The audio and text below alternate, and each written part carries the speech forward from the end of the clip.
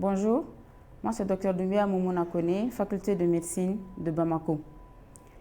Je vous présente l'os coxal. L'os coxal, à préciser que c'est un vrai os humain d'un sujet assez actif, ce qui nous permet de mieux apprécier les différents éléments anatomiques présents sur cet os. L'os coxal est situé au niveau de la racine du membre inférieur, au membre pelvien. C'est un os en forme d'hélice, plat, pair et non symétrique. Il contribue à former le squelette de la ceinture pelvienne. À noter que l'os coxal est l'assemblage de trois os primitifs, qui sont l'iléon en haut, l'ischion en bas et en arrière, et le pubis en avant. Ces trois pièces osseuses se réunissent au niveau de l'acétabulum. Donc on a l'iléon en haut, l'ischion en bas, en arrière, et le pubis en avant. Pour orienter cet os, nous allons placer le bord le plus large et épais, qui est convexe en haut, et latéralement, l'acétabulum en dehors, et en arrière, la grande incisure sciatique. Ici. Et nous avons là l'os coxal droit. Cet os présente à décrire deux faces qui sont la face endo-pelvienne ou face interne et la face exo-pelvienne, face externe. Quatre bords, un bord supérieur, un bord postérieur, un bord antérieur et un bord inférieur.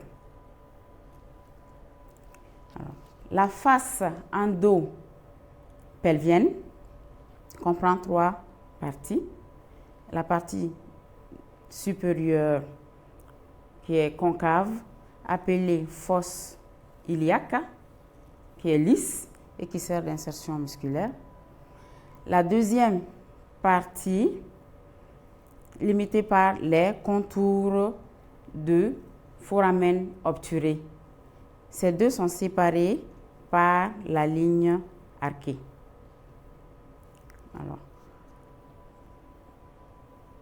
La face latérale, face externe, comprend également trois parties. Il y a la partie supérieure qui est large, une partie moyenne qui est rétrécie et la troisième partie représentée également par les contours du foramen obturé. La partie supérieure, appelée surface glutéale, là où va s'insérer les muscles glutéaux, vous aurez l'occasion de voir dans une nouvelle vidéo.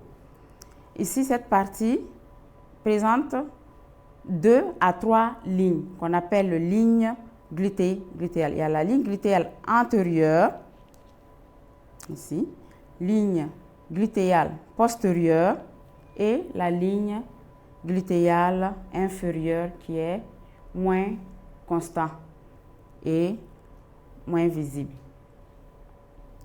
La deuxième partie, représentée par l'acétabulum, comprend deux parties. Il y a la fosse acétabulaire et la surface semi-lunaire avec laquelle va s'articuler la tête fémorale. Au-dessus de l'acétabulum, on a le sillon supra-acétabulaire et en bas le sillon infra-acétabulaire. Troisième partie, représentée par les contours du foramen obturé, comprend 4 parties, comme au niveau de la face endopelvienne.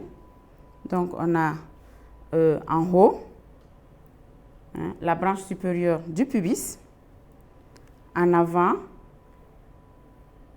le corps du pubis, en bas la branche ischio-pubienne et en arrière la tubérosité ischia-sciatique. Le bord supérieur qui part donc de l'épine antéro-supérieure à l'épine postéro-supérieure.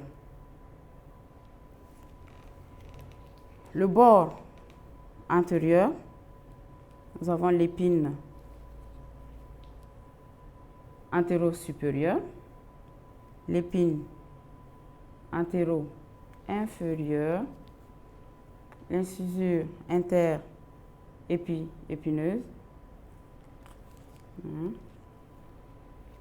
l'épine du pubis. Au niveau de la face postérieure, nous avons l'épine postéro-supérieure, l'épine postéro-inférieure,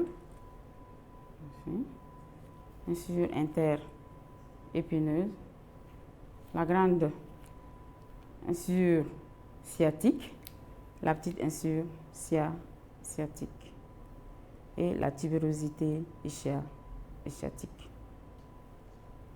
Le bord inférieur qui part de l'épine du pubis à la tubérosité ischia-sciatique. Je vous remercie. Cette image pour vous présenter les conditions d'utilisation de la vidéo. Cette autre image, les conditions d'utilisation. À la prochaine